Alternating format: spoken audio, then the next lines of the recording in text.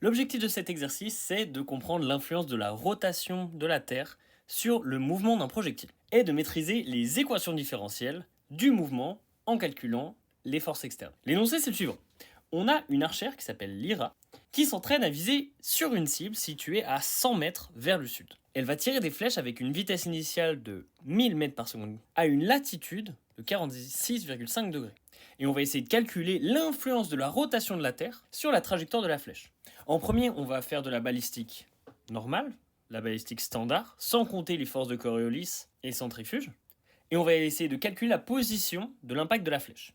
Ensuite, on va essayer de décrire comment la rotation de la Terre influence le mouvement de la flèche. En C, on va établir les équations différentielles du mouvement. Donc ça veut dire poser la somme des forces égale à la masse fois l'accélération. Et en dernier, grâce aux équations qu'on aura trouvées, on pourra calculer la déviation de la flèche. Les formules qui sont utiles pour résoudre cet exercice, c'est les suivantes. C'est les équations de position d'un objet pour un mouvement balistique. Ça va être la position horizontale de l'objet dans le temps, donc la flèche. Et ça va être la hauteur de la flèche dans le temps. Ensuite, quand on va venir calculer l'impact de la rotation de la Terre, on aura besoin de la formule de la force de Coriolis. Donc pour calculer cette force, on va avoir besoin de savoir ce qu'est la vitesse angulaire et le produit vectoriel. Et en dernier, pour trouver les équations différentielles, on va utiliser la seconde loi de Newton qui est la somme des forces égale à la masse fois l'accélération.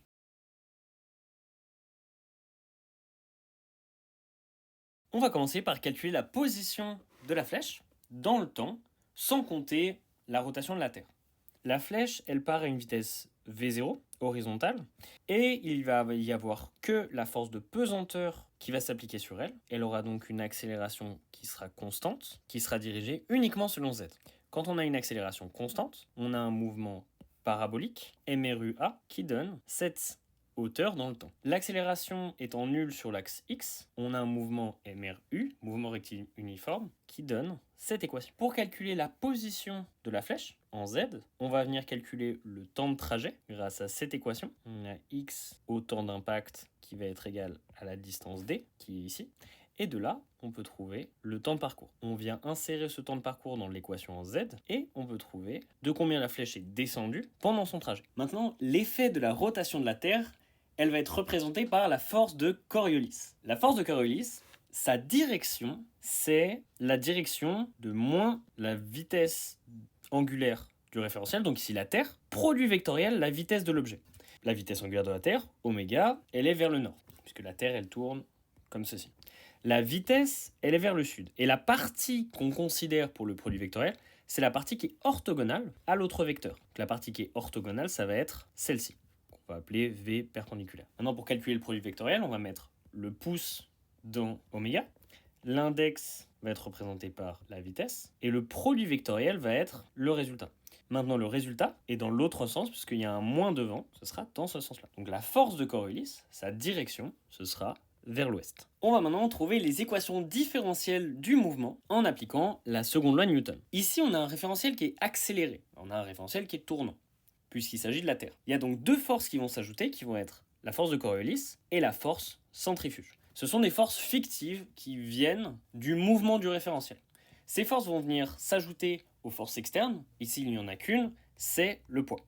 Pour pouvoir calculer ces différentes forces, on va avoir besoin de plusieurs vecteurs. Le premier, ça va être le vecteur oméga, qui est le vecteur de vitesse angulaire de la Terre, qu'on va venir exprimer selon le repère x, y qui s'enfonce dans le plan, et z dans ce sens. Oméga, on va faire les projections, il va valoir déjà 0 selon y, puisqu'il est dans le plan xz. Ensuite, je viens placer mon angle lambda qui se répète ici. Je vais pouvoir trouver que oméga projeté sur l'axe z, ça va être le cosinus. Oméga cosinus lambda pour z. Et donc, ce sera le sinus pour x.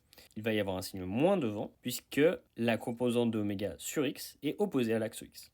Ensuite, la vitesse va être purement sur x, mais elle va changer dans le temps. Donc après qu'elle se soit fait dévier, elle va plus être égale à v uniquement sur x. Donc comment est-ce qu'on va faire pour la décrire? On va l'appeler x point, y point, z point, qui vont être respectivement la vitesse sur x, la vitesse sur y et la vitesse sur z. Et en dernier, on a le vecteur ici, qui est le vecteur de position. Ici, on sait que la partie qui va compter, c'est la partie orthogonale, donc ça va être celle-ci, et que le résultat sera directement sur z. Donc quand vous voulez faire ce produit vectoriel, qui est oméga cross la position, ça va devenir oméga cross R perpendiculaire. R perpendiculaire, c'est celui-là. Les deux sont orthogonales, donc pour la norme, vous avez simplement à multiplier les deux.